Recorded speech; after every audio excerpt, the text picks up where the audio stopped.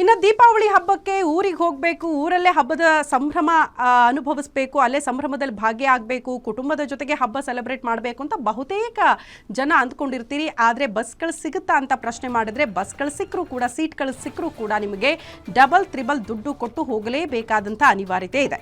Ticket ದರ ನೋಡಿ ಊರಿಗೆ ಹೊರಟವರು ಫುಲ್ ಸುಸ್ತಾಗ್ಬಿಟ್ಟಿದ್ದಾರಂತೆ. ಕೆಲ ಖಾಸಗಿ ಬಸ್ ಮಾಲೀಕರಿಂದ ಜನಸಾಮಾನ್ಯರಿಗೆ ಸುಲಿಗೆ ಮಾಡಲಾಗ್ತಾ ಇದೆ ಅನ್ನುವಂಥ ಆರೋಪ. ಬಸ್ ರೇಟ್ 1 to 3 ಆಗ್ತಾ ಇದೆಯಂತೆ. ಪ್ರಯಾಣಿಕರು ಅಷ್ಟು ದುಡ್ಡು ಕೊಟ್ಟು ಊರಿಗೆ ಹೋಗಬೇಕು ಅಂತ ಡಿಸೈಡ್ ಮಾಡಿದ್ರೆ ಓಕೆ, ಇಲ್ಲಪ್ಪ ಇಷ್ಟೆಲ್ಲ ದುಡ್ಡು ಕೊಡೋಕ್ಕಾಗಲ್ಲ ಅಂತ ಹೇಳಿದ್ರೆ ಇಲ್ಲೇ ಸೆಲೆಬ್ರೇಟ್ ಮಾಡಬೇಕಷ್ಟೇ.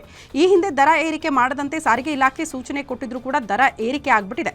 ಸಾರಿಗೆ ಇಲಾಖೆ ನಿಯಮವನ್ನ ಗಾಳಿಗೆ ತೂರಿ ಖಾಸಗಿ ಬಸ್ ಮಾಲೀಕರು ಡಬಲ್ ಅಲ್ಲ ತ್ರಿಬಲ್ ಅಲ್ಲ ರೇಟ್ ಇಸ್ಕೊಳ್ತಿದ್ದಾರಂತೆ ಪ್ರಯಾಣಿಕರಿಂದ. ದೀಪಾವಳಿಗೆ ಅಂತ ಊರಿಗೆ ಹೋಗ್ತಾ ಇದ್ರಲ್ಲ, ಅಷ್ಟು ಜನ ಪ್ರಯಾಣಿಕರು ಈಗ ಶಾಕಿಗೊಳಗಾಗಿದ್ದಾರೆ. ಅಕ್ಟೋಬರ್ 19 ಭಾನುವಾರ, ಅಕ್ಟೋಬರ್ 20 ಸೋಮವಾರ, 3 ದಿನ ದೀಪಾವಳಿ ರಜೆ ಬೇರೆ ಇರುತ್ತೆ.